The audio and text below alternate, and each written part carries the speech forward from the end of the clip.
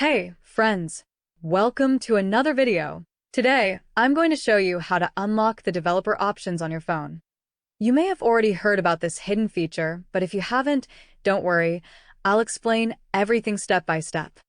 Developer options give you access to additional settings, such as speeding up animations, USB debugging, screen activity display, and much more.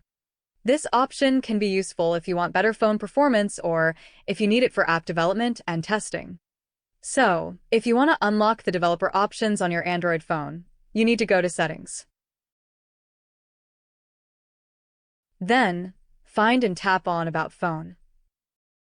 After that, quickly tap OS version 7 times until you see the notification. You are now a developer.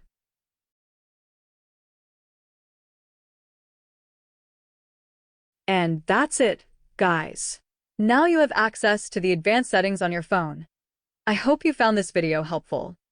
If you did, be sure to leave a like and comment below if you already knew about this feature or if you just unlocked it for the first time.